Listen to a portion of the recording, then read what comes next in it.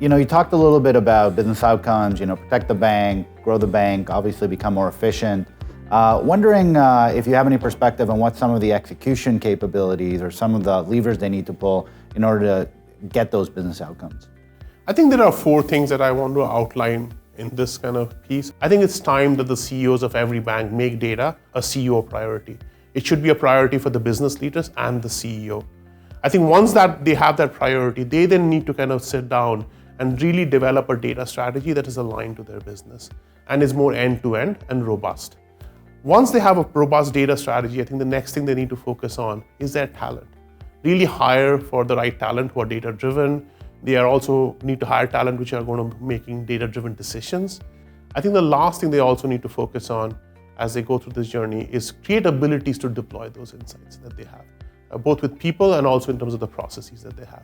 I think once they do these 4 things really well, they will be able to see the value of the data that they have. Data strategy is not a new term. Banks have been doing it for quite a number of years. What do you think are kind of the secret sauce to actually extract more value from that? Your data strategy is an enabler for your business strategy. It doesn't sit by itself. You need to be very clear as to how your data strategy or how your data analytics and AI is enabling your business outcomes. I think if that alignment is strong and the banks are putting in a lot of effort in creating that alignment, they will see value. I think once they do that, is really identify business value streams or how are they going to get value from the data that they have. And being very clear about that is critical in any good data strategy.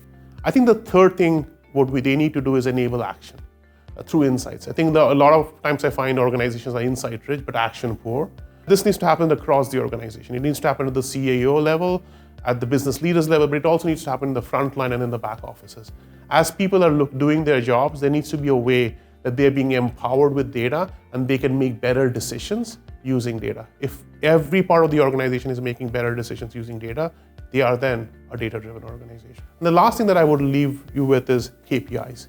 Really being able to measure the success of the data investments that they're making and how well they're doing with data will enable business leaders to feel comfortable that the investments they are making is driving the right business outcomes, and having that measure of success is critical for them to make even larger investments in data. In those data-driven organizations, they think more strategically about their data. What else do they need to do? What are some of the other items that they need to kind of think through as they go on this journey?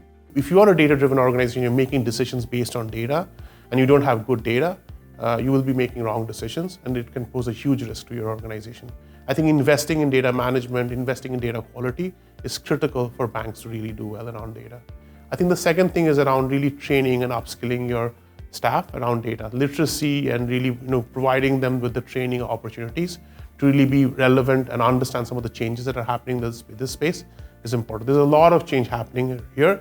It's important that their staff is skilled and understands how things are happening in the space of data. When you think about the talent that they have in the banks today, most of the staff is actually using their time to do very operational tasks. I think banks need to go back and look at their operating model and really ask the question, can they use automation or outsourcing to do some of these mundane tasks and focus their talent on really strategic activities? That's great. I think these are really great insights about how to make it real and make it tangible.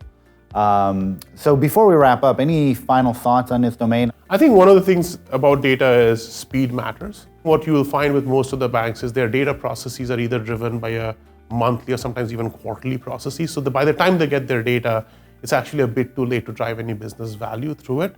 We call this concept data latency. So banks need to really focus on reducing data latency in their organization. There's been a lot of technology innovation that really makes real-time data very, very real today. So really moving towards more real-time or near real-time data will make their data that much more valuable to their organization. And that's another investment that the banks need to make. Thanks so much for joining us today. I think you provided a great holistic overview of what banks are facing when it comes to data analytics and AI in 2023. And thank you, audience, for joining us on this Transformation Talks episode. If you do have any questions on data analytics, AI, please don't hesitate to reach us here at PwC.